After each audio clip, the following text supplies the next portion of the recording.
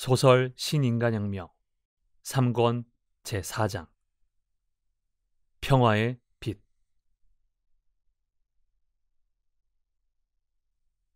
야마모토 신이치 일행은 대보리사의 큰 탑이 석양에 물들기 시작할 무렵 부다가야를 뒤로했다. 동양 광포의 이정표를 세우고 평화의 빛을 비추어 새로운 역사의 한 페이지를 연 1961년 2월 4일을 신이치는 영원히 잊을 수 없을 것이라고 생각했다. 그가 탄 차에는 니타스 법주와 기어하라가스, 미카와 겐지가 동승했다. 니타스가 신이치에게 말했다. 혹시 시간이 있으면 영추산에 들르고 싶군요. 알겠습니다. 영추산에서 사진을 찍기로 하지요. 신이치가 대답하자 니타스는 웃음을 지었다. 좋은 생각입니다. 영산 1회 엄연 미산의 의의를 담은 기념 촬영이군요. 차는 파트나를 향해 저녁 노을에 물든 대평원을 달렸다. 차 안에서 신이치는 인도인 운전기사를 배려하여 자주 주스나 과자를 권했다. 그러나 좀처럼 손을 대려고 하지 않았다. 몇 번이나 권하다 과자를 다른 상자에 나누어 건네주자 그때서야 기뻐하며 먹기 시작했다. 미카와가 신이치에게 설명했다. 인도에서는 주인과 고용인이 함께 식사하는 일이 거의 없습니다. 따라서 아무리 권해도 먹어서는 안 된다고 생각하고 있습니다.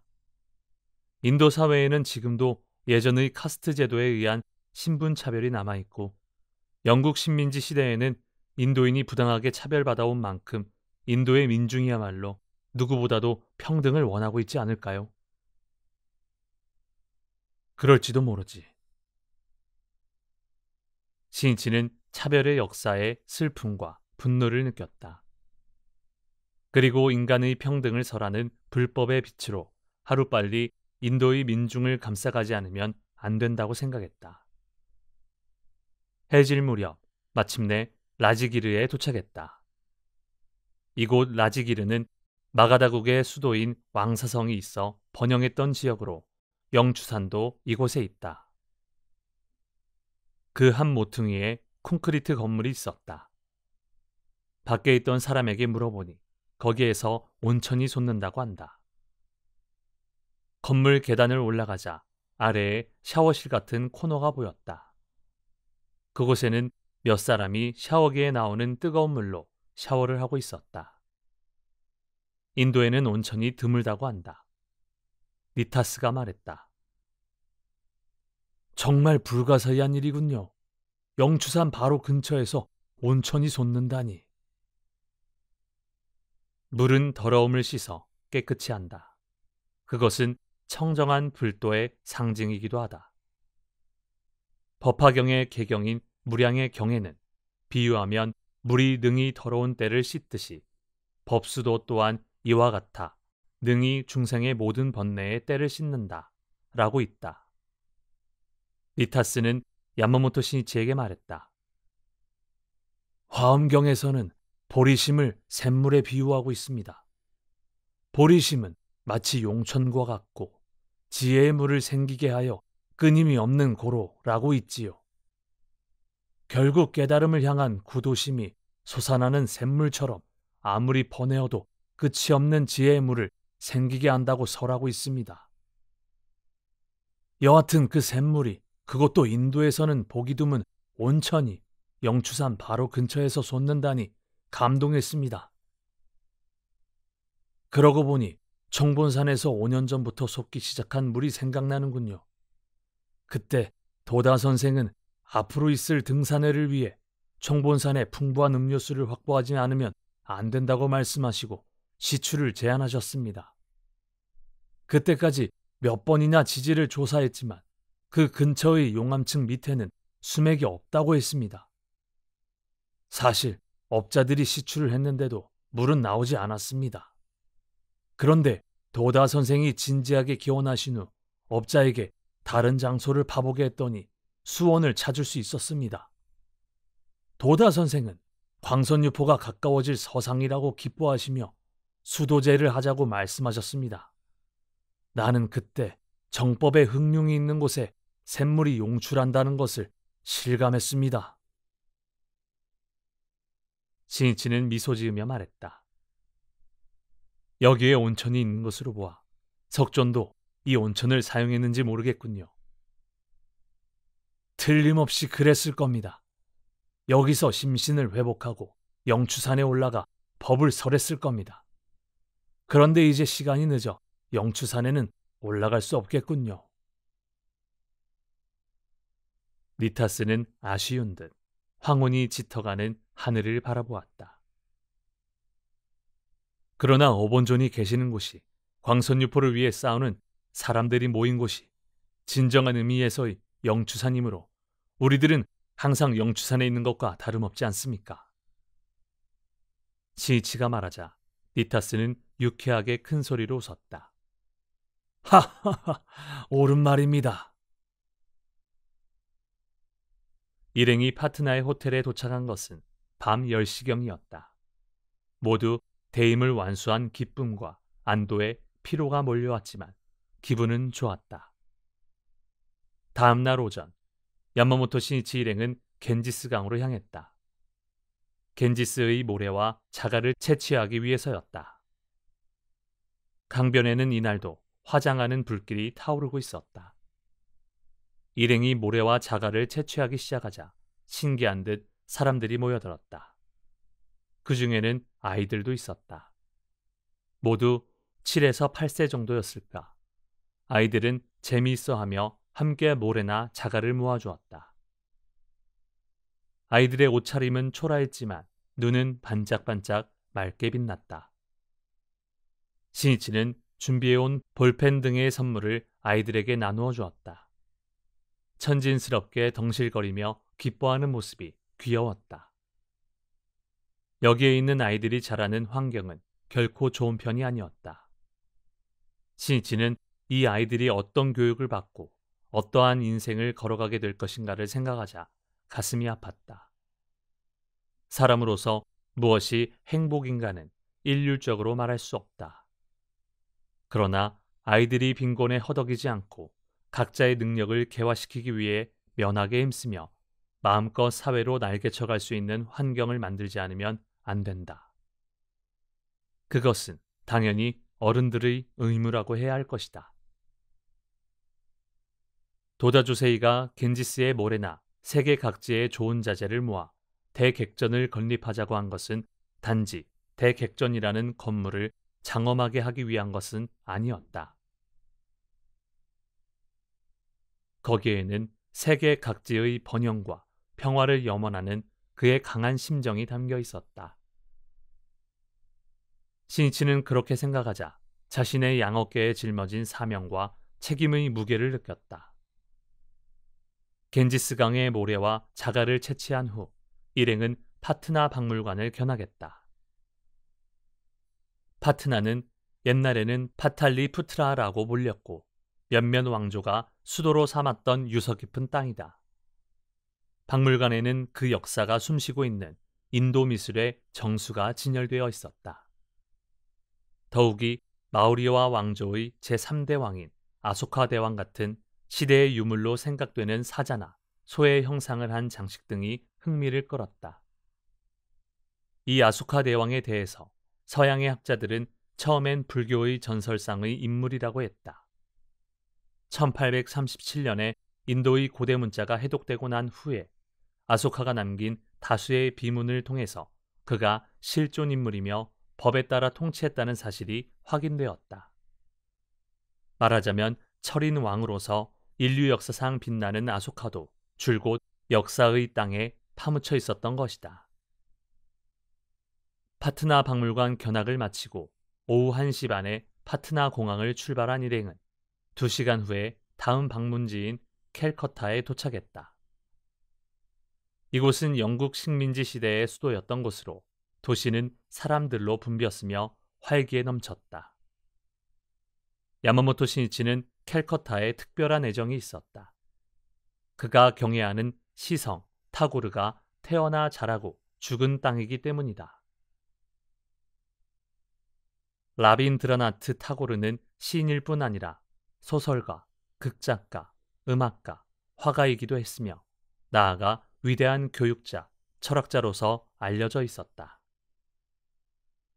그는 1961년 5월 많은 인재를 배출한 명문 집안에서 태어났다. 소년 시절부터 시의 재능을 발휘하였고 영국에도 유학했다. 이윽고 그는 일족의 토지 관리자가 되어 고향인 벵골 지방의 농민 생활을 직접 체험했다. 이 체험을 통해서 그는 무지와 빈곤과 비참에 허덕이는 조국의 현실을 실감했다. 그것은 타고르에게 정치와 사회에 대한 자각을 촉구시켰고 예리하고 풍부한 사회 비판을 담은 여러 작품을 저술하는 원천이 되었다. 1901년 타고르는 캘커타에서 약 80마일 정도 떨어진 샨티니 케탄에 기숙학교를 창설했다. 영국에 지배된 교육이 아니라 벵골의 자연 속에서 자유롭게 구김살 없이 아이들의 전인격을 키우는 창조적인 교육을 지향했다. 이 학원이 바로 훗날의 비스바바 라티 대학이다. 또한 그는 인도 농민의 자립을 위해서 농촌 개선 운동을 추진했다. 그는 현실에서 떨어져 문학 세계에 틀어박히는 것을 허용하지 않았다. 사회 개혁을 위해 민중의 자유를 위해 싸우는 시인이었다. 1905년 식민지 정부의 총독은 벵골주를 힌두 교도의 거주지와 이슬람 교도의 거주지로 분할하겠다고 발표했다. 그것은 종교 간의 대립을 부추겨 반영운동에 기선을 제압하려는 의도였다. 이 책모에 타고르는 격분했다. 그는 사람들에게 권기를 호소하고 애국가를 만드는 등 항의 데모의 선두에 섰다. 타고르가 쟁취하려고 한 것은 식민지 지배로부터의 자유만이 아니라 진정한 인간의 자유였다. 그렇기 때문에 흥분한 동포들에게 폭력으로 인도를 구할 수는 없다고 계속 호소했다. 그러나 운동은 과격하게 변해갔다. 이미 그것은 타고르의 비폭력 신념과는 상반되는 것이었다. 그는 운동에서 멀어지지 않을 수 없었다. 타고르는 심한 비난을 받았다. 타고르는 어디까지나 인간애를 지향한 운동을 전개하려고 했다. 그 신념의 초석에는 우파니샤드 철학과도 상통하는 깊은 천리가 있었다. 우파니샤드에서는 버마 이려를 설한다. 개인의 자아를 의미하는 아트만과 우주의 근본 원리인 브라만의 일치를 이상으로 삼았다.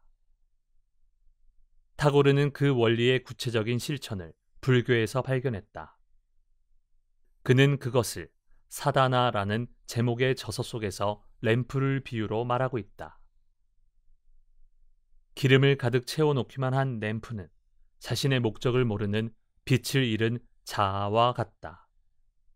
그러나 그 가득 채운 기름을 희생하여 불꽃을 태워 주위를 비출 때 비로소 램프가 갖고 있는 본래의 의미가 명확해진다. 여기서 불타가 교시하려고 했던 길이 있다. 그는 작은 자아가 영원한 것, 보편적인 것과 합일하여 더 큰 최고 자아를 지향해가는 삶의 방식을 자신의 신념으로 하여 인생의 고난에 도전해 갔다.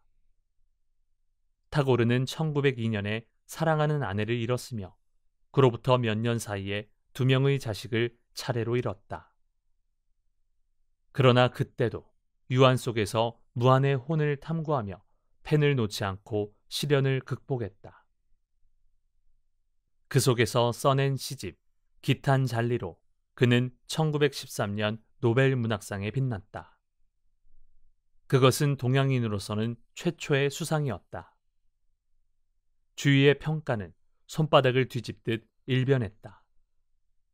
캘커타 대학은 박사학위를 증정하고 영국 정부도 기사자기를 수여했다. 그러나 1919년 편잡주의 암리차르에서 영국군이 민중학살 사건을 저지르자 타고르는 결연히 기사자귀를 반납했다. 그 행위는 인도 민중의 자존심을 소생시키고 용기를 불러일으켰다. 또 그와 마하트마 간디의 깊은 우정은 유명하다. 의견의 차이는 있었지만 혼의 벗이었다. 역사의 전환기라고 할 수 있는 격동기에 두 정신의 거인은 민중의 대지를 개척해 갔다. 타고르가 가장 분개한 것은 인간이 인간을 지배하는 것이며 국가가 국가를 위협하는 것이었다. 그는 일본이 중국 침략을 개시하자 군국주의에 대한 분노를 시로 읊었다. 자주 일본을 방문하기도 했던 그는 크게 실망했다. 더구나 그 무렵 극동뿐만 아니라 유럽에서도 독일이 공략을 개시하여 전쟁은 세계로 확대되어 갔다. 타고르의 근심은 깊어져 마침내 병상에 눕게 된다. 그래도 시인은 항상 유머를 잃지 않았으며 마음은 생기에 넘쳤고 쾌활했다. 그리고 시를 쓸 체력이 다했는데도 최후의 최후까지 전쟁이라는 인간의 어리석은 행위를 규탄하는 시를, 생명을 찬탄하는 시를 구술로 계속 읊어갔다. 1941년 8월 7일 타고르는 조국의 독립을 보지도 못한 채 80세의 나이로 캘커타의 자택에서 조용히 숨을 거두었다. 야마모토 신이치는 인도의 정신의 왕자라고도 할 수 있는 타고르에게 깊이 공감했다. 청년 시절 용돈을 모아서는 헌책방으로 달려가 마음의 갈증을 풀기라도 하듯이 읽었던 한 권의 책이 타고르의 시집이었다. 그런 만큼 신이치는 타고르가 살았던 캘커타의 깊은 친근감을 느꼈다. 공항에서 시내로 향하는 차 안에서 그는 도시의 혼잡함을 바라보며 타고르가 사랑했던 벵골 민중의 열기를 느꼈다. 도시에는 노면 전차가 달리고 차와 차 사이를 누비듯 인력거가 달리고 있었다. 호텔에 도착하자 입구에는 때 아닌 인파가 몰려 있었다. 이 호텔에 묵고 있는 어느 유명한 영화배우를 한 번이라도 보려고 모여든 사람들이라고 한다. 당시는 일본에서도 영화가 인기를 모으고 있었는데 인도에서도 영화가 민중의 최대 오락인 것 같았다. 그 호텔에는 도다 조세이가 생전에 친하게 지냈던 실업가가 머물고 있었다. 신이치도 잘 알고 있는 인물이었다. 밤이 깊어지자 이 실업가가 신이치의 방에 찾아왔다. 두 사람의 화제는 도다에 대한 추억으로 모아졌다. 야마모토 씨, 도다 씨의 훌륭한 점은 학회를 조직한 것이 아닐까요? 그렇게 하지 않았다면 학회는 여기까지 발전하지 못했을 거라고 생각합니다. 이제부터는 조직의 시대입니다. 조직이 있는 곳은 발전합니다. 신이치는 말했다. 확실히 그런 일면도 있을지 모르지만 그것뿐만은 아니라고 생각합니다. 조직이라면 어디에나 있습니다. 회사도 조합도 전부 조직입니다. 그리고 조직화하여 발전하는가 하면 반대의 면도 있습니다. 조직은 정돈되면 정돈될수록 경직되고 관료화되어 갑니다. 조직이란 인간의 몸에 비유하면 골격과 같은 것이 아닐까요? 필요 불가결한 것이긴 하지만 그것만으로는 피가 통하지 않습니다. 도다 선생님의 위대함은 그 조직을 항상 활성화시켜 인간의 따뜻한 피가 계속 흐를 수 있도록 한 점이라고 생각합니다. 구체적으로 말하자면 회원 한 사람 한 사람에 대한 격려이고 지도입니다. 제가 알고 있는 것만 해도 선생님께 직접 지도를 받고 인생 최대의 궁지에서 벗어나 인간으로서 소생한 사람이 몇만 명이나 됩니다. 고뇌를 안고 죽음까지 생각하고 있을 때 격려를 받아 신심으로 일어설 수 있다는 사실, 그것이 바로 학회의 발전의 원천입니다. 동지가 도다 선생님을 경애한 것은 선생님이 회장이었기 때문은 아닙니다. 선생님 덕분에 인생을 열어갈 수 있었고 행복해졌다는 체험과 실감이 모두에게 깊은 존경의 마음을 품게 했던 거지요. 따라서 각자가 도다 선생님을 자신의 스승으로 정하고 기쁘게 광선유포 활동에 면례해온 겁니다. 동지는 결코 선생님의 역직이나 입장에 따라온 것은 아닙니다. 그러므로 만약 도다 선생님이 회장직을 그만두셨다고 해도 선생님은 변함없이 모두의 선생님이고 불법의 지도자이며 인생의 스승이셨습니다. 실업가는 놀란 듯이 신이치의 얼굴을 뚫어지게 바라보았다. 그리고 조용한 목소리로 말했다. 과연 그렇군요. 그러나 사회는 그것을 모릅니다. 그런 동지의 마음을 알려고도 하지 않습니다. 때문에 학회를 논하는 평론가나 매스컴도 줄곧 천박하기 이를 데 없는 비판만을 일삼아왔습니다. 정말 그럴지도 모릅니다. 저도 학회에 대해서는 잘 알고 있다고 생각했는데 거기까지는 미처 몰랐군요. 또 그렇게 학회를 비판하는 배경에는 아마 질투도 있을 겁니다. 도다 씨에 대해서나 또는 학회의 힘에 대해서도요. 솔직히 말해서 저도 질투하고 싶을 정도니까요. 지금 세상에는 돈으로 움직일 수 없는 존재는 없습니다. 그러나 학회는 돈 따위는 꿈쩍도 하지 않는 위대한 정신세계를 만들어버렸기 때문에 이런 것은 누구나가 할 수 있는 일이 아닙니다. 그러므로 다른 세력이나 또 위정자는 분하게 여기며 두렵게 느낄 것입니다. 실업가는 자기 가슴 속에 있는 것을 솔직하게 이야기했다. 또 한 가지, 도다 씨의 훌륭한 점은 당신과 같은 후계자를 육성한 것이 아닌가 생각합니다. 도다 씨가 돌아가셨을 때 이제 학회는 어떻게 될 것인가 하고 생각했습니다. 그러나 야마모토 씨, 당신은 훌륭하게 그 뒤에 흐름을 열었습니다. 학회는 공중분해되기는커녕 더욱더 커졌습니다. 대개 선대의 중심자가 없어진 단계에서 분열되어 가는 법입니다. 당신보다 고참인 간부도 많았습니다. 당신은 그런 학회를 하나로 뭉쳐 이끌어왔고 지금은 이렇게 세계로 넓혀가고 있습니다. 그 경영수완은 대단합니다. 어떻게 해서 사람들의 마음을 장악하고 있는지 부디 가르쳐 주십시오. 저에게는 그런 책략이나 방법은 없습니다. 단지 제자의 대표로서 도다 선생님께서 말씀하신 대로 실천하고 그 구상을 실현하려 하고 있습니다. 그리고 선생님을 대신하여 오로지 회원을 지키려는 것뿐입니다. 그러기 위해 자신을 내던지고 있습니다. 만약 학회를 이용하고 동지에게 몹쓸 짓을 하는 자가 있다면 누구라도 저는 목숨을 걸고 싸울 겁니다. 굳이 말씀드린다면 사심이 없다는 말이지요. 거기에 모든 분들이 공감하고 찬동하며 따라와 주신 거지요. 당신 같은 후계자를 둔 도다 씨가 부럽군요. 정말 부럽습니다. 이 실업가는 야마모토 신이치와 2시간 정도 간담하고 많은 공부가 되었습니다. 감사합니다라는 말을 남기고 자기 방으로 돌아갔다. 다음 날 6일, 일행은 캘커타 시내를 견학했다. 가장 먼저 방문한 곳은 인도 최초의 박물관으로 알려진 인도 박물관이었다. 거기에는 불전이나 자타카라고 불리는 석존의 과거세에 대한 불교 설화를 소재로 한 조각들이 많이 전시되어 있었다.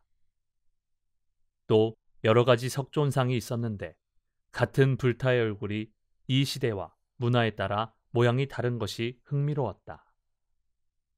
그 후 자이나교의 사원과 빅토리아 여왕을 기념하여 건립한 빅토리아 기념당 등을 시찰하고 호텔로 돌아왔다. 이날 밤 일행은 대객전의 자재 구입을 의뢰한 무역 상사의 캘커타 지점장으로부터 식사 초대를 받았다. 약속한 저녁 7시에 신이치 일행은 지점장의 사택을 방문했다. 지점장은 일행을 정중히 맞이하긴 했으나 어딘지 모르게 사람을 얕보는 듯한 태도가 느껴졌다. 자기소개를 마치고 지점장은 야마모토 신이치에게 말했다. 회장님, 이제 무대는 세계이군요. 유능한 기업은 모두 세계로 인재를 내보내고 있습니다. 그런데 창가학회 여러분 중에도 외국에 나가 계시는 분이 있습니까? 많이 있습니다. 미국에도 브라질에도 지부가 있습니다. 아, 그렇습니까? 신자들은 역시 나이 드신 분이 많겠군요. 아니요. 청년이 많고 그들이 각지 활동에 추진력이 되고 있습니다.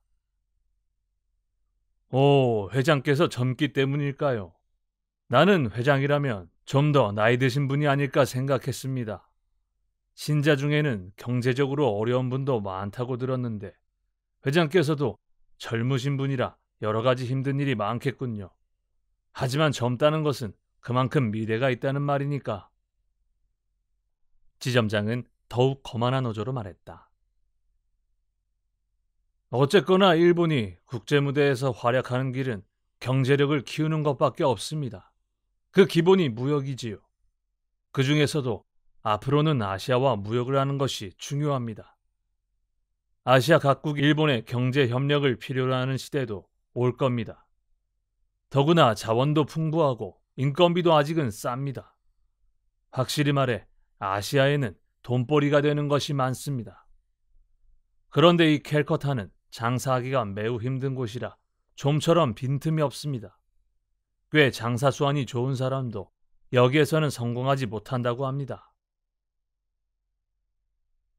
이야기를 듣고 있자니 규모가 큰 대기업만이 일본을 짊어지고 있으며 특히 자신이 그 최전선에서 일체의 운명을 쥐고 있기라도 한 듯한 말투였다. 지점장은 일방적으로 이야기를 계속했다. 이렇게 현지에서 일해보면 일본 외교관은 도대체 도움이 되지 않아요. 오히려 우리들이 교섭 루트를 열고 난 후에 정부가 따라오는 경우도 적지 않습니다. 요즘 외교관들에게는 자신이 국가를 짊어지고 일어서겠다는 기백이 없더군요. 야마모토 씨는 아직 젊으시니 종교라는 측면만이 아니라 넓게 일본이라는 국가와 세계에 대해서도 생각하시는 것이 중요합니다. 시니치는 묵묵히 이야기를 듣고 있다가 싱긋 웃으며 고개를 끄덕이고는 말을 꺼냈다. 저는 청년입니다. 따라서 청년의 이상과 신념을 말씀드리고 싶습니다. 지점장은 깜짝 놀란 듯이 시니치를 바라보았다. 야마모토 시니치는 강한 어조로 말해갔다. 일본 경제의 발전을 위해서는 확실히 무역 상사 등의 역할이 중요하겠지요. 그러나 아시아의 여러 나라를 희생물로 취급하는 그러한 방법이라면 반드시 실패합니다. 경제 협력을 위해 아시아에 돈을 빌려주는 것은 얼마든지 좋은 일입니다. 문제는 그 나라의 민중에게 정말로 공헌할 수 있는가 없는가입니다. 경제력으로 우위에 서서 그 나라를 적당히 이용하여 교묘하게 착취하는 일은 절대로 해서는 안 됩니다. 다시 말해서 아시아의 나라들을 희생시키면서까지 일본의 번영을 생각해서는 안 된다는 것이 저의 의견입니다. 지점장은 눈살을 찌푸렸으나 시니치는 이야기를 계속했다. 일본은 일찍이 군사력으로 아시아를 지배했습니다. 패전 후 일본은 그 반성에서 출발하지 않았습니까? 그것을 이번에는 경제력으로 아시아를 지배하려고 한다면 또다시 크나큰 과오를 범하게 됩니다. 당신은 인도에 계시므로 일본의 일뿐만 아니라 인도의 민중들이 윤택하게 생활하기 위해서는 무엇이 필요한지 항상 생각해 가야 합니다. 즉 인도 사람들의 행복을 목표로 공존 공영의 길을 진지하게 탐구해 가지 않으면 안 됩니다. 지점장은 주춤하는 표정이었으나 여전히 허세를 부리며 말했다. 우리는 공존 공영 사업의 대원칙으로 하고 있지요. 그런데 그 대원칙을 잊고 있는 경우가 너무나도 많습니다. 그것이 유감입니다. 불법은 공존 공영의 대원리를 설한 철학입니다. 남을 희생시켜 자신의 번영을 생각하는 그런 인간의 거만함을 혁명하는 생명 변혁의 천리가 불법입니다. 따라서 저는 일본을 위해, 세계를 위해 그 불법을 넓혀가려고 합니다. 진정으로 일본을 세계의 미래를 염려하는 것은 우리들입니다. 지금 제가 말씀드린 것은 10년 후, 20년 후에는 보다 명확해질 겁니다. 신이치를 보고 있는 지점장의 이마에는 땀이 맺혀 있었다. 신이치는 동행한 멤버를 재촉했다. 자, 여러 가지 의견도 여쭐 수 있었으니 이것으로 실례합니다. 지점장이 당황하며 말했다. 아니, 이제부터 식사 시간이니 그렇게 말씀하지 마시고 꼭 드시고 가주십시오. 부탁드립니다. 그 말투는 어느새 애원에 가까웠다. 신이치는 상대방의 처지를 생각하여 식사하기로 했다. 사자에게는 긍지가 있다. 야마모토 신이치가 무역 상사의 지점장에게 굳이 엄하게 대했던 것은 학회를 얕보는 듯한 태도에 대해 도다 조세이의 제자로서 자존심이 그것을 용서하지 않았기 때문이다. 또 아시아 여러 나라에 대한 일본의 오만함을 경고해두지 않으면 안 된다고 생각했기 때문이다.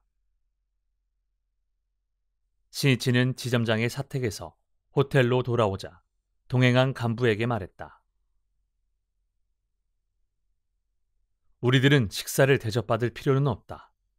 상대가 학회를 어떻게 생각하든 그것은 그쪽 사정이지만 이쪽에서도 해야 할 말은 철저하게 말하지 않으면 안 된다.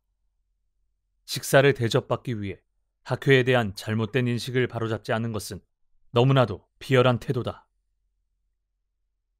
그는 싸우는 사자였다.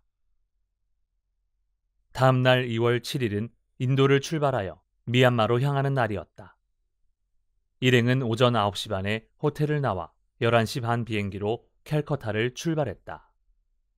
이로써 8일 동안 체제했던 인도와 이별을 고했다. 비행기의 창밖으로 겐지스강 하구가 내려다 보였다. 몇 겹의 흐름이 서로 다투듯 바다로 흘러들어가는 모습이 장관이었다. 비행기가 미얀마 상공에 들어서자 신이치는 마음속으로 창제를 시작했다. 미얀마에서는 전쟁 중 수많은 전사자가 나왔다. 그의 큰형도 징병되어 이곳에서 목숨을 잃었다. 그 사람들의 명복과 영원한 평화를 기원하는 창제였다. 오후 3시, 비행기는 미얀마의 수도인 란군 공항에 도착했다. 공항에는 두 사람의 현지 멤버와 어업회사에 근무하여 원양어업차 미얀마에 와 있던 기누타니 세이지라는 일본인 멤버가 마중 나와 주었다.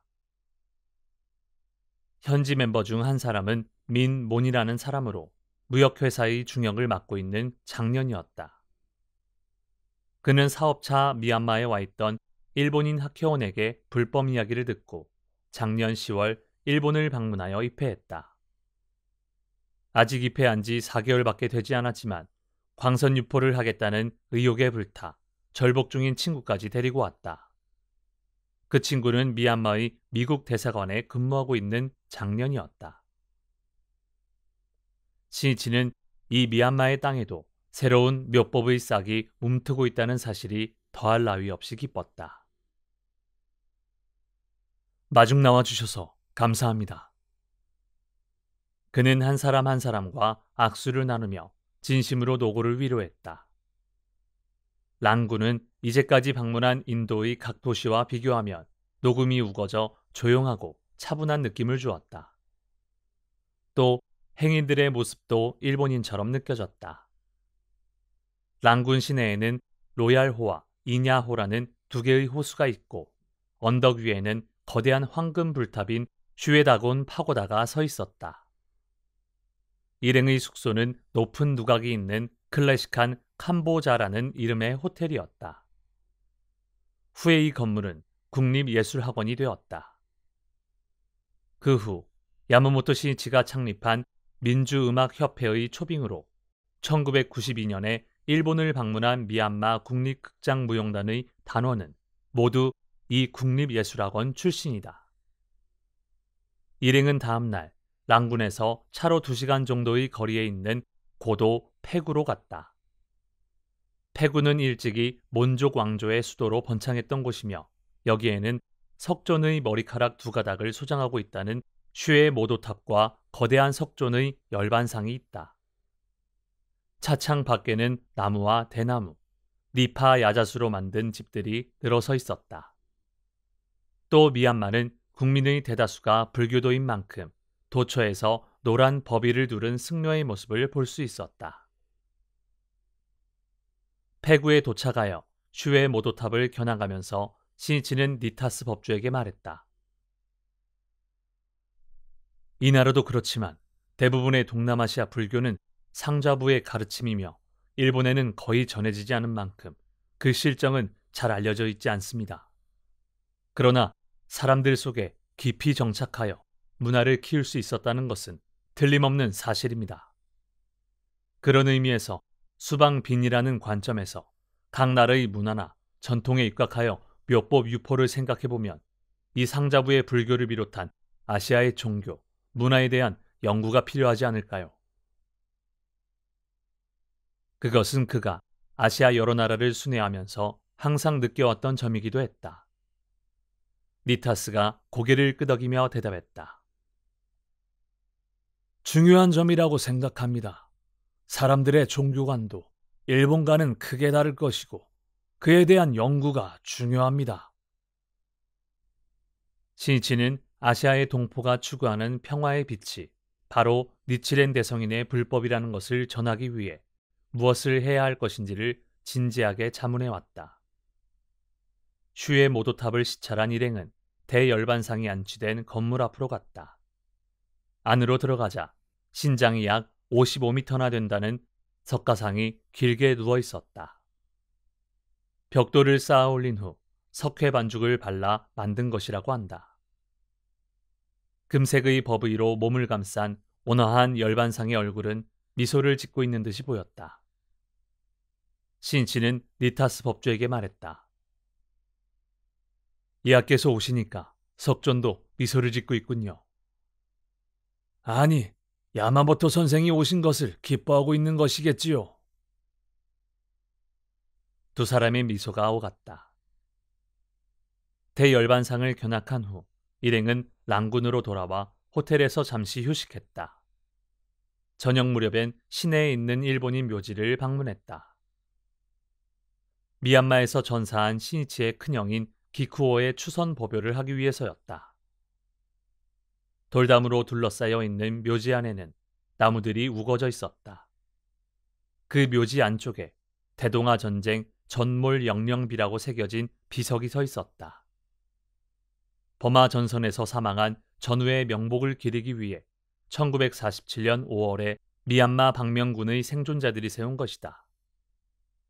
미얀마에서 1944년 3월 8일 태평양 전쟁 중에도 가장 무모한 작전이라고 하는 인팔 작전이 실행된 것이다. 일본군이 영국의 식민지인 미얀마를 침공한 것은 태평양 전쟁이 일어난 다음 달인 1942년 1월이었다. 그리고 3월에는 수도 랑군을 점령, 얼마 후 미얀마 전 국토를 지배하고 군정을 실시했다. 그때 일본군과 함께 싸웠던 것이 미얀마 독립의용군이었다. 이 의용군의 중심적 인물이 후에 미얀마 독립의 아버지라고 일컫는 아웅산이다. 1991년에는 노벨 평화상을 수상한 아웅산 수치는 그의 딸이다. 당초 아웅산은 영국으로부터 미얀마의 독립을 쟁취하기 위해 일본군에 협력하여 일본의 점쟁하에 있던 해남도에서 동지와 함께 일본군에게 군사훈련을 받았다. 처음에 일본군은 미얀마를 점령한 후 독립시켜주겠다는 약속을 했다. 그러나 점령 후에는 시기상조라는 이유로 약속한 독립을 미루어 왔다. 당연히 일본군은 지지를 잃었고 미얀마 국내는 비판이 소용돌이치기 시작했다. 미얀마에서 철수한 영국군은 인도의 임팔 등을 거점으로 미얀마 탈환을 계획하고 있었다. 국경의 긴장감은 고조되었다. 거기에 비해 일본군은 방어를 굳히기보다는 단숨에 임팔을 공격하여 영국에 타격을 주려는 작전을 짰다. 이것이 임팔 작전이다. 미얀마에서 임팔로 가기 위해서는 험난한 산악지대를 넘어야만 했다. 그 때문에 제일선 부대가 필요로 하는 충분한 식량이나 탄약, 연료 등의 물자 수송이 어려워 보급 계획을 세우지 못해 처음에는 반대 의견이 다수를 차지했다. 그러나 작전의 발안자인 미얀마 북부의 방위를 담당하고 있던 제15군 사령관은 이 작전의 시행을 강경하게 주장했다. 그는 남보다 자부심이 강하고 격렬한 기질을 가진 인물로 알려져 있었다. 또 영국군을 격퇴하여 전공을 쌓은 데서 오는 만심과 방심도 있었음에 틀림없다. 그래서 결과적으로 승리한다면 모든 것은 칭찬으로 바뀔 것이라는 생각도 했을 것이다. 작전의 옳고 그름을 심사숙고하기보다는 과신과 공명심이 강하게 작용했다 해도 좋다. 게다가 그는 반대 의견을 주장한 참모장을 소극적이라는 이유로 경질까지 했다. 자신과 다른 견해를 주장하는 사람을 배척하고 단지 로봇처럼 자신에게 복종하는 사람만 발탁해 간다면 조직은 안전판을 잃고 폭주하게 된다. 한편 대본영에서도 물자를 투입할 수 없기 때문에 인팔 작전에 반대하는 자가 적지 않았다. 1943년 8월 일본은 미얀마의 독립을 인정하고 바모 정부가 발족했다. 그러나 독립이라고 해도 겉만 그럴듯하고 사실상 일본군의 지배하에 놓여 있었다. 일본이 미얀마의 독립을 인정한 것은 대동아 공영권의 건설이라는 명목을 유지함과 동시에 미얀마 사람들이 반발을 달랠 필요가 있었기 때문이다. 또한 그렇게 함으로써 영국령으로 있던 인도의 독립운동을 부추겨 영국을 혼란시키려는 속셈도 있었다. 당시 대본영에서는 미얀마를 힘들어진 전시 상황을 타개할 돌파구로 삼으려는 기대도 있었다. 그런 까닭에 인팔 작전의 무모함을 알면서도 강경하게 반대할 수 없는 분위기가 조성되었다. 결국 반대 의견은 차례로 봉쇄되고 누구도 책임 있는 판단을 내리지 못한 채 사태는 한 방향으로 끌려갔다. 마침내 인팔 작전의 최종 계획안을 검토하게 이르렀다.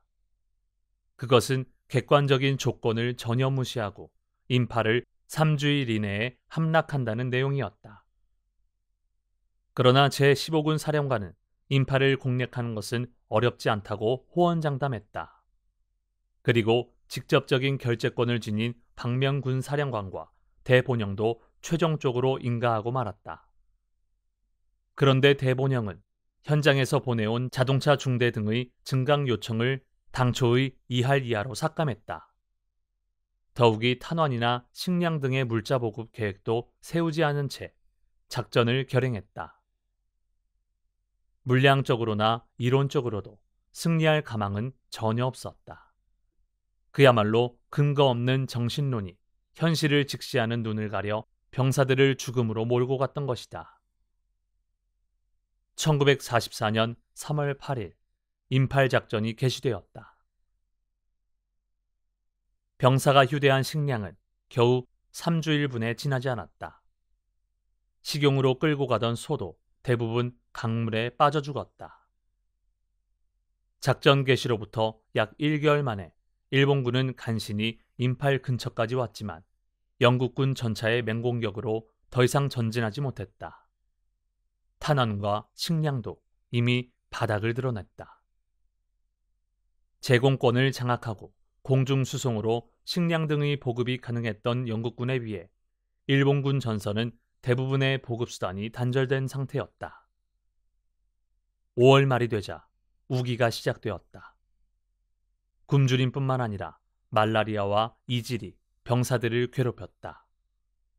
게다가 6월 1일 작전에 참가했던 3개 사단 중 한 사단장이 독단으로 사단을 철수시키는 전대미문의 사태까지 일어났다. 이 때문에 나머지 2개 사단이 더욱 궁지에 몰렸다. 인팔 작전의 실패는 이미 분명했다. 육군 참모총장과 박면 군사령관도 제15군 사령관도 모두 실패를 통감했다. 그러나 누구도 스스로 작전 중지라는 말을 입에 담으려고 하지 않았다. 만약 그것을 말하면 스스로 실패를 인정하는 꼴이 되기 때문이다. 작전을 중지하기는커녕 시간만 끌며 방치하는 상태가 계속되었다. 상층부의 보신과 무책임이 전선에 있는 병사들을 죽음으로 몰아갔다. 병사들은 전투만이 아니라 굶주림이나 병으로도 죽어갔다. 또 스스로 목숨을 끊는 자도 속출했다. 인팔 작전이 중지된 것은 작전 개시로부터 실로 4개월 후인 7월 초의 일이었다. 철수 또한 처참하기 이를 데 없었다. 인팔에서 미얀마에 이르는 길에는 수많은 시체가 쓰러져 있어 백골가도라고 불렸다. 실로 군 상층부의 무책임이 작전에 참가한 약 10만 명의 병사들 중 전사자가 약 3만 명, 부상병이 약 4만 명이라는 사태를 초래하기에 이르렀던 것이다. 그에 비해 저 노르망디 상륙작전의 연합군 최고사령관이며 후에 미국 대통령이 된 아이젠하워 장군의 책임감은 참으로 극단적인 대조를 이룬다. 사상 최대의 작전으로 알려진 노르망디 상륙에 즈음하여 아이젠하워는 만전의 준비를 갖추었다. 게다가 만약 작전이 실패했을 경우의 성명까지 준비했다. 거기에 연필로 이렇게 기록되어 있다. 상륙 작전은 충분한 교두보를 확보할 수가 없어 나는 군대를 철수했다. 이 시기에 이 지점을 공격하겠다는 나의 판단은 입수 가능한 최고 정보에 근거하여 내린 것이다. 공군과 해군은 인민임을 다해 용감하게 의무를 완수해 주었다. 만약 이번 작전에 잘못이 있어 비난받을 일이 있다면 그것은 전부 나 한 사람의 책임이다. 그러나 노르망디 상륙작전은 대성공을 거두었고 실패할 경우를 생각해 준비한 성명은 발표되지 않았다. 그 승리는 행동으로 옮기기 전에 실패할 경우까지도 생각하여 사전 준비를 주도 면밀하게 추진한 책임감이 가져온 것이라고 볼 수 있을 것이다. 여하튼 인팔 작전의 실패는 미얀마 전선의 일본군을 또다시 궁지로 몰아넣는 결과가 되어 이후 일본군은 패배를 거듭하게 된다. 야마모토 시니치의 큰형인 기쿠오는 인팔 작전에서 전선으로 군수품을 수송하는 임무를 맡고 있었다. 작전을 중지한 후에는 철수 부대를 원조하기 위해 랑군에서 북쪽으로 약 600km에 위치한 고도인 만달레이 서쪽의 민기안 부근에서 도강 수송을 담당했다. 민기안은 이라와디 강과 친드윈 강의 합류 지점이다. 그리고 1945년 1월 11일 이라와디 강의 수송 임무 중에 기쿠오가 타고 있던 배가 영국군 전투기의 공격을 받아 전사했던 것이다. 29세였다. 명랑하고 쾌활하며 책임감과 정의감이 강한 형이라 동생들로부터도 존경을 받아왔다. 시니치는 형들 중에서도 특히 큰형인 기쿠오를 신뢰했다. 이 형과는 몇 가지 잊을 수 없는 추억이 있었다. 그 하나가 큰형과 서로 나누어 가진 깨어진 거울 조각이다. 그 거울은 어머니가 아버지에게 시집 올 때 가지고 왔던 거울이었다. 아직 시니치가 어린 소년 시절의 일이다. 앗하는 순간 거울이 깨져버렸다. 큰형과 시니치는 여러 거울 조각 중에서 각각 손바닥만한 크기를 집어들었다. 그것은 두 사람의 중요한 보물이었다. 큰형은 징병되자 그 거울 조각을 가지고 출정했다. 시니치는 형이 전쟁터에서 반드시 이 거울을 꺼내어 보며 어머니를 그리워하고 자기도 떠올렸을 것이라고 생각했다. 시니치도 또한 거울 조각을 보면서 형을 그리워했다. 처음에 큰형은 중국 대륙에 출병해 있었으나 잠시 귀국한 적이 있었다. 그때 큰형은 분한 마음을 풀 길이 없다는 모습으로 전쟁의 비참함을 시니치에게 말했다. 일본군은 잔악이다. 중국 사람이 너무나 불쌍해. 일본은 거만해져 있어. 평화롭게 살고 있는 사람들의 생활을 위협할 권리는 누구에게도 없다. 이런 짓은 절대로 해서는 안 된다. 그리고 마지막에는 눈물까지 흘리며 말했다. 신이치, 전쟁은 결코 미담이 아니야. 결국 인간이 인간을 죽이는 행위 외에 아무것도 아니다. 그런 일이 용납될 수 있단 말인가? 모두 똑같은 인간이 아닌가? 그래도 형은 제국 군인이잖아요. 맞아. 그리고 전쟁터를 보고 왔기 때문에 나는 너에게 말하는 거야. 그 큰형의 말이 언제까지라도 신이치의 마음에 새겨져 떠나지 않았다.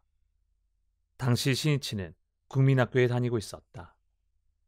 이해 4월부터 국민학교령에 따라 하네다 고등소학교도 하기나카 국민학교로 이름을 바꾸었다. 국민학교령의 황국의 도에 따라 초등 보통 교육을 실시하여 국민의 기초적인 훈련을 한다 라고 있듯이 학교는 나라를 위해 충의를 다하는 소국민을 훈련하는 도장으로 변해갔다. 어린 혼에게까지 군국주의를 불어넣은 것이다.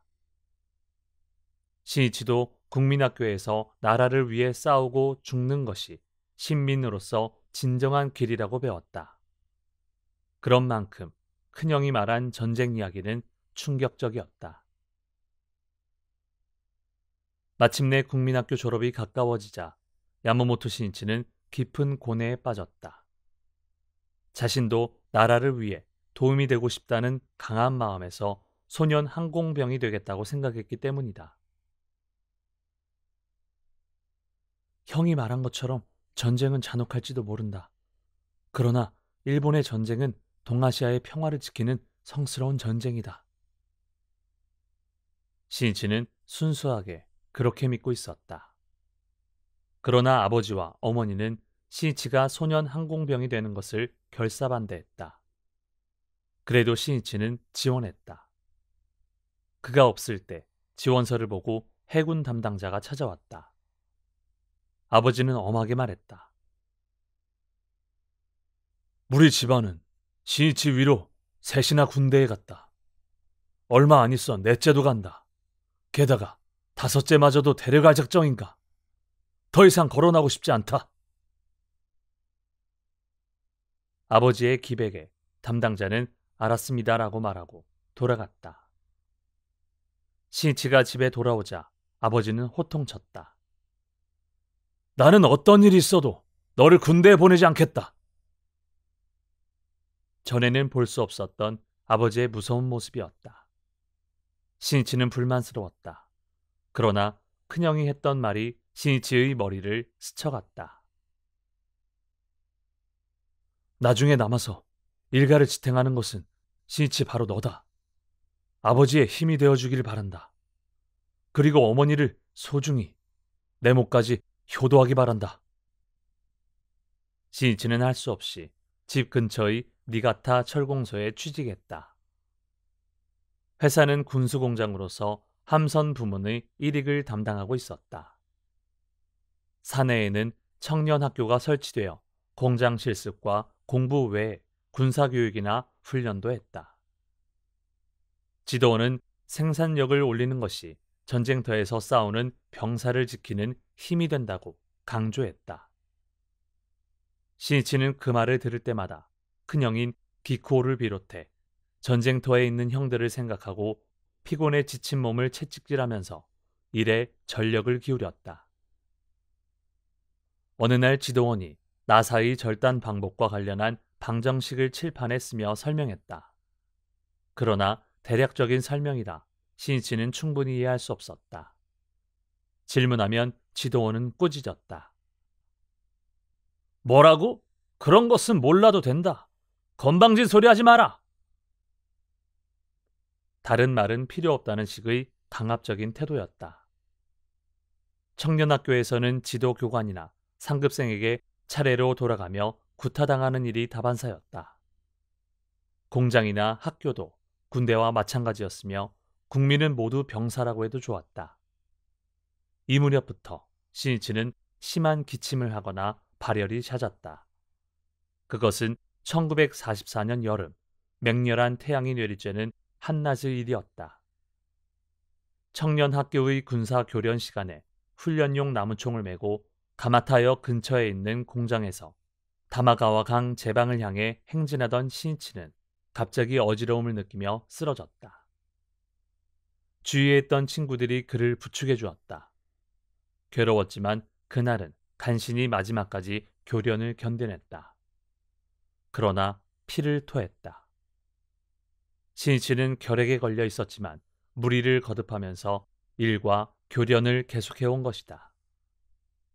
39도의 발열을 참고 일한 적도 있었다. 임파선은 붓고 볼은 홀쭉해졌지만 한가로이 의사에게 진찰이나 받을 처지가 아니었다. 단지 건강 상담이라는 잡지만 의지하여 그나마 자신이 건강에 신경 쓸 수밖에 다른 방법이 없었다. 게다가 식량 사정도 최악인 시대라 충분한 영양을 섭취할 수도 없었다. 그 후 하는 수 없이 사물을 보는 일로 자리를 옮겼다. 그러나 1945년 초에는 결국 의사로부터 지방에 있는 결핵 요양소에 들어가라는 진단을 받았다. 이미 병의 상태는 절망적이었던 것 같다. 이 무렵 일본의 폐색은 짙어갔다. 소년 항공병이 된 친구들이 전사했다는 이야기도 그의 귀에 들려왔다. 나라를 위해 싸우다 죽어간 친구도 있는데 병에 걸려 아무것도 못하고 있는 자신이 부끄러웠다. 마침내 가마타도 대공습에 휩쓸렸다. 그때에도 신이치는 큰형과 나누어 가진 거울 조각을 주머니에 간직한 채 소이탄 속을 빠져나왔다. 공습 때문에 입원한다는 이야기도 중도에서 흐지부지 되고 말았다. 이 가슴병은 전쟁이 끝난 후에도 오랫동안 신이치를 계속 괴롭히게 된다. 하지만 무엇보다도 그를 괴롭혔던 것은 전쟁이 끝나면서 오는 정신적 공허감이었다. 천황을 위해 순사하라는 교육을 받으며 국가를 믿어온 신이치에게 종전은 모든 가치관을 상실하게 했다. 무엇을 위한 싸움이었던가? 천황이란, 국가란, 정의란 무엇인가?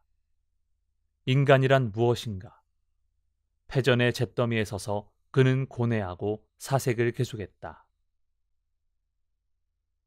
그 확실한 대답을 얻기 위해서는 도다 조세이와 만나기까지 전쟁이 끝나고 2년의 세월을 기다려야만 했다. 전쟁이 끝나자 야마모토 신이치가 근무하고 있던 니가타 철공소는 폐쇄되었다. 그는 가마타구의 시모 마루코에 있는 내연기계 회사에 근무하며 가게를 지탱해 갔다. 전후의 식량난은 병든 신이치를 괴롭혔지만 그보다도 지식에 굶주려 있었다. 정신을 충족시키고 싶었던 것이다. 신이치는 일하면서 야학에 다니기로 했다. 교정의 이해도 있고 해서 간단한 필기시험만으로 1945년 9월부터 간다의 미사기초에 있는 동양상업학교 야간 2학년에 편입을 허가받았다. 다음 해인 1946년 1월에는 셋째 형이, 8월에는 넷째 형이, 9월에는 둘째 형이 군대에서 돌아왔다. 아들들이 돌아올 때마다 아버지와 어머니의 얼굴은 밝아졌고 일가는 활기에 넘쳤다. 그러나 큰형 기코의 소식은 여전히 알 수 없었다. 가족이 알고 있는 소식으로는 남쪽으로 갔다는 것뿐이었다. 큰형 이야기가 나오면 어머니는 항상 이렇게 말하곤 했다. 괜찮다. 걱정 마라. 반드시 건강하게 돌아올 테니. 형이 말하지 않았니? 반드시 살아서 돌아온다고. 그렇게 말하면서 어머니는 필사적으로 자기 자신에게 타이르고 있었는지도 모른다. 전쟁이 끝나고 2년이 다 된 1947년 5월 31일 일이었다. 오모리구의 모리가사키에 있는 집에 공무원이 찾아왔다. 이곳은 아버지가 새놓은 집이었으나 종전 직후부터 일가가 살고 있었다. 나이 든 공무원은 딱한 표정으로 편지 한 통을 어머니에게 건넸다. 큰형이 전사했다는 통지서였다. 어머니는 정중하게 인사하고 그것을 받아들더니 가족들을 뒤로하고 돌아앉았다. 등이 조금씩 떨리고 있었다. 숨을 죽이며 흐느끼는 소리가 들려왔다. 그 통지서에는 1945년 1월 11일 향년 26세 버마에서 전사라고 써 있었다. 그 시점에서는 전사한 상황에 대해 아무것도 알 수 없었다. 또 큰형은 29세였는데 어찌된 일인지 통지서에는 3살이나 틀리게 되어 있었다. 나이가 다르다는 점으로 미루어 모든 가족은 전사했다는 것도 사실이 아니었으면 하고 바랬다. 얼마 안 있어 유골이 돌아왔다. 그것을 보자 가족들의 부질없는 바람은 허무하게 무너졌다. 신이치는 반드시 큰형이 자기와 나누어 가진 어머니의 거울 조각을 몸에 지닌 채 숨을 거두었으리라고 생각했다. 어머니는 언제까지나 큰형의 유골을 부둥켜 안고 있었다. 어머니는 언제나 마음이 굳세셨다. 그런 어머니가 힘이 빠져 있는 모습을 보자 신이치는 가슴이 아팠다. 어머니의 강한 마음을 말해주는 이런 추억이 있다. 전쟁이 끝날 무렵의 일이다. 가마타구의 고자에 있던 집이 공습으로 불타는 것을 막기 위해 헌다는 결정에 따라 강제 소개가 되었다. 할 수 없이 근처의 친척집의 건물 한 동을 증축하여 옮기기로 했다. 가구도 옮기고 다음 날부터 모든 가족이 생활을 시작하려고 할 때 공습이 있었다. 그 집도 소위탄의 직격으로 맞아 전부 불타버렸다. 겨우 집에서 끌어낼 수 있었던 것은 직사각형의 괴짝 하나였다. 다음 날 아침 모두 어찌할 바를 몰라 하면서 타다 남은 것들을 치웠다. 생활에 필요한 물건은 전부 불타버렸다. 오직 하나 남아있는 괴짝에 가족은 기대의 눈길을 모았다. 그러나 괴짝을 열자 모두 할 말을 잃어버렸다. 괴짝 안에서 나온 것은 일본에서 3월 3일 희나축제 때 장식하는 희나 인형이었다. 그 가장자리에 죄송스러운 듯이 양산 한 개가 들어있을 뿐이었다. 활활 타는 불길 속에서 필사적으로 괴짝을 꺼내온 것은 신이치와 남동생이었다. 신이치는 온몸의 힘이 쭉 빠져나가는 기분이었다. 모든 가족이 원망스러운 얼굴로 공허한 시선을 희나 인형에 쏟았다. 그때 어머니가 말했다. 이 희나 인형을 장식할 수 있는 집에 반드시 다시 살게 될 거야. 어머니도 실망했을 것이다. 그러나 애써 밝게 말하는 어머니의 강함에 격려받은 가족은 다시 용기가 솟아나는 것을 느꼈다. 잿더미가 된 집안에 웃음소리가 울려 퍼졌다. 어머니의 가슴에는 절대로 질 수 없다는 강한 투지가 불타고 있었다. 그러나 그런 어머니에게도 큰형의 전사는 큰 충격이었다. 유골을 끌어안고 언제까지나 어깨를 부르르 떨며 눈물에 젖어 있었다. 신이치는 그 모습을 잊을 수 없었다. 그때부터 아버지도 눈에 띄게 늙어갔다. 그로부터 14년의 세월이 흘렀다. 야마모토 신이치 일행은 랑군 시내에 있는 일본인 묘지에서 대동아 전쟁 전몰 영령비를 향해 니타스 법주 도사로 독경 창제했다. 신이치는 큰형을 비롯해 미얀마 전선에서 죽어간 사람들의 명복을 빌며 진지하게 기원했다. 창제 소리가 노을진 하늘로 울려 퍼졌다. 신이치의 창제는 항구 평화에 대한 강한 맹세가 되어왔다. 추선의 창제를 마치고 신이치는 마음속으로 큰형의 얼굴을 떠올리며 니타스에게 말했다. 함께 근행을 해주셔서 감사합니다. 형을 비롯해 여기에서 숨진 전몰자 여러분에 대한 최고의 추선이 되었다고 생각합니다. 신이치는 전몰자 비 앞에 잠시 멈춰섰다. 그는 생각했다. 인류는 결코 전쟁이라는 어리석은 짓을 저질러서는 안 된다고. 그러나 돌이켜보면 전쟁과 혁명에 몰두한 20세기는 이미 3분의 2가 지나가고 있다.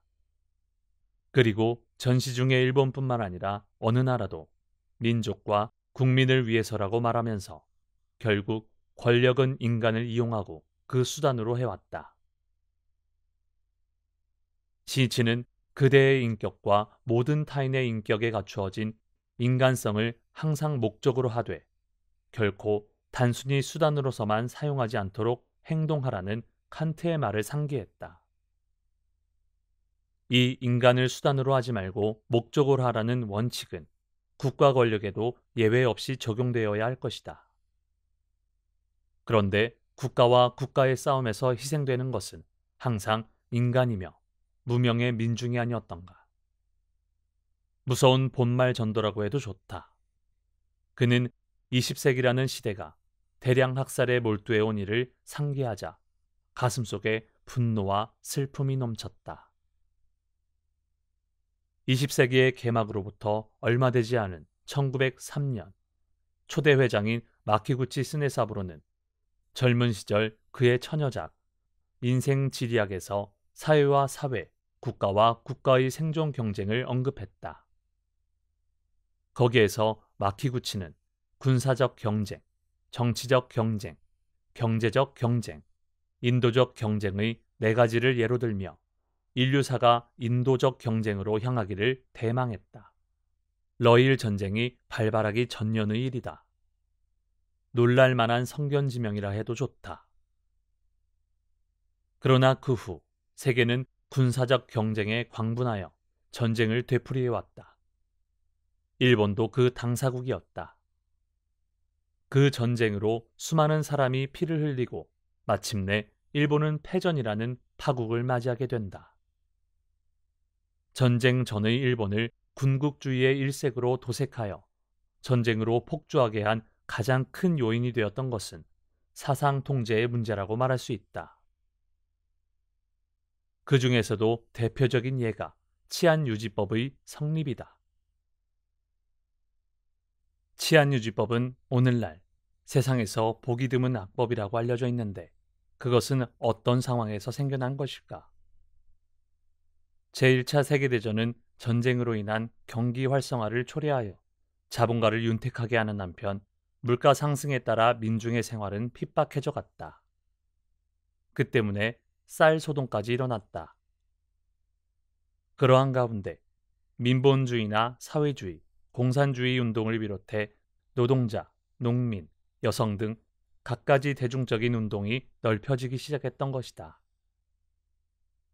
이러한 운동들은 언론, 출판, 결사의 자유 획득이나 정당 내각제, 보통선거의 실시 등을 주장하고 있었다.